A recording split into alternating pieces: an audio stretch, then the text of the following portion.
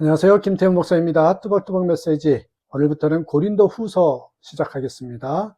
고린도 후서 첫 번째, 우리 인생을 멋진 작품으로 만드신다.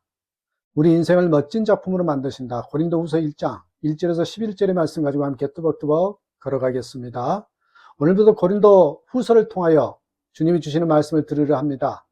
고린도 후서에는 너무나 유명하고 은혜로운 구절이 많습니다. 그러나 사도 바울의 그런 목회자로서의 마음속 깊은 상처와 아픔이 또한 담겨져 있는 성경이기도 합니다. 이 편지는 고린도 교회 안의 문제에 대한 대답이었던 고린도 전서와는 달리 사도 바울 자신에 대한 오해와 비난에 대해서 해명하는 편지였습니다. 그래서 사도 바울의 자신에 대한 언급이 많이 나오죠. 사도 바울에게는 너무나 어려운 편지였을 것입니다. 그러나 간증 설교와 같이 너무나 귀한 은혜가 담긴 서신이 되었습니다. 고린도 후서의 은혜로운 말씀이 어떤 맥락에서 나온 것인지 알게 되면 더 큰 은혜가 됩니다. 고린도 교회 안에 사도 바울을 비난하고 공격하던 이들은 유대 배경을 갖고 율법주의자의 신앙을 가진 이들로서 사도 바울은 거짓 사도이기에 사도 바울이 전한 복음은 거짓 복음, 이렇게 주장하는 거죠. 그들은 물론 소수였으나 목소리가 큰 사람들이었기에 교회 분위기를 좌지우지했고 동조자들이 생겼습니다. 그런 상황이기에 사도 바울은 편지 시작 부분에 대해서 자신의 사도다, 자신이 사도임을 분명히 밝히죠. 1절, 하나님의 뜻으로 그리스도 예수의 사도가 된 나 바울. 이것은 사도 바울의 자존심 때문이 아니라 자신이 전한 복음이 진정한 복음임을 분명히 하기 위함이었습니다. 이런 상황이었지만 그들을 대하는 사도 바울의 태도는 한결같이 믿음이었고 사랑이었습니다.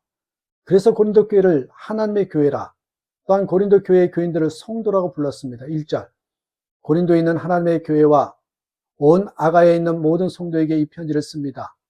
이것은 사도 바울이 고린도 교회를 자신의 눈으로 보는 것이 아니라 주님의 눈으로 보고 있음을 말해주죠.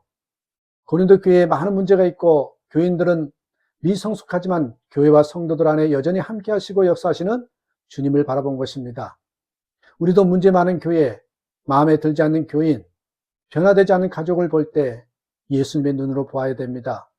그러면 받아들일 수 없는 사람이 없고요, 이기지 못할 시험이 없습니다. 자신이 개척한 교회 교인들로부터 오해와 비난을 받는 사도 바울의 마음이 얼마나 힘들겠습니까? 그럼에도 사도 바울은 주님을 바라보았기에 하나님을 찬양하죠. 3절, 우리 주 예수 그리스도의 아버지이신 하나님을 찬양합시다, 이렇게 표현해요. 사도 바울이 믿는 하나님은 먼 하늘에 계신 하나님이 아니라 언제나 함께 하시는 하나님이셨습니다. 그 하나님으로부터 위로를 받으니 환난 중에도 하나님을 찬양한 것입니다. 사도 바울은 자신을 변호해야 했기에 서신 앞부분에서 자신이 당한 고난에 대한 이야기를 하고 있지요. 사도 바울은 5절에서 그리스도의 고난이 우리에게 넘치는 것과 같이 그리스도로 말미암아 우리의 위로도 또한 넘칩니다라고 했습니다. 그리스도의 고난이 우리에게 넘치는 것과 같이, 이 말은 예수님을 믿고 주님을 증거하려면 고난이 닥친다라는 말입니다. 주님을 증거하면 할수록 고난은 더 커집니다. 그런데 그러기만 한다면 누구도 예수님의 부활을, 또한 예수님의 복음을 전할 사람은 없을 겁니다. 고난만 넘치는 것이 아니라 그리스도로 말미암아 위로가 넘친다라고 이야기한 것이죠. 주님이 위로를 주신다는 겁니다. 그래서 고난을 넉넉히 이기는 것입니다. 고난이 크면 위로는 더 크다는 것이죠. 스데반이 부활의 주님을 증거하다가 돌에 맞아 순교할 때 그는 보좌에 앉으신 하나님과 서서 내려다보시는 예수님을 보지 않았습니까?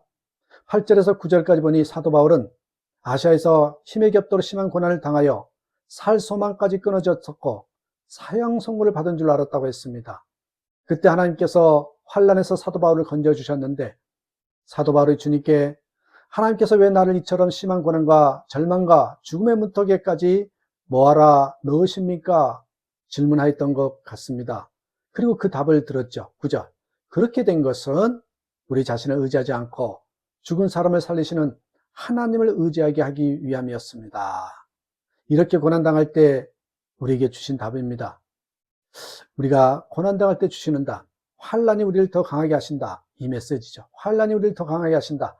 자신을 의지하지 않고 죽은 사람을 살리시는 하나님을 의지하게 하려고 환난도 있다는 것을 깨닫고 나니 앞으로 닥칠 어려움에 대한 두려움이 사라졌습니다. 10절. 하나님께서는 이렇게 위험한 죽음의 고비에서 우리를 건져주셨고 지금도 건져주십니다. 또 앞으로도 건져주시리라는 희망을 우리는 하나님께 두었습니다. 지금 중국에서 사역하는 한국 선교사들이 대부분 추방당했습니다.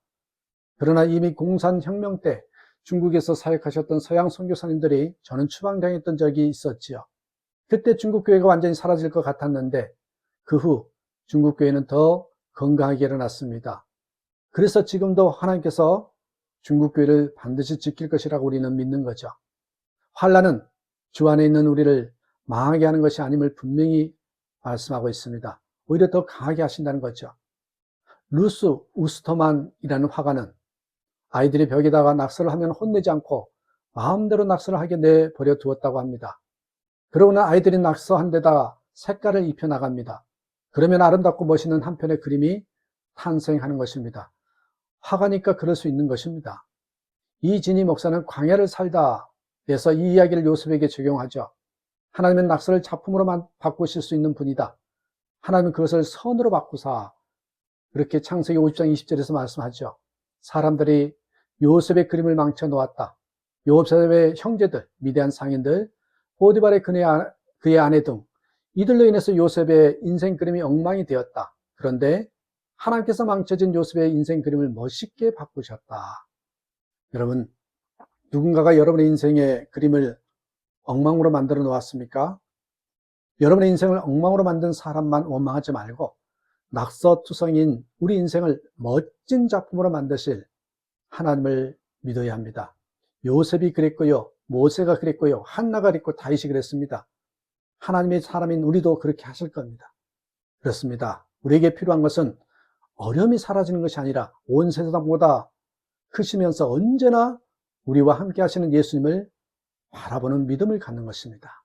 그런 믿음을 갖고 사는 저와 여러분 되시기를 주님의 이름으로 축복합니다. 감사합니다.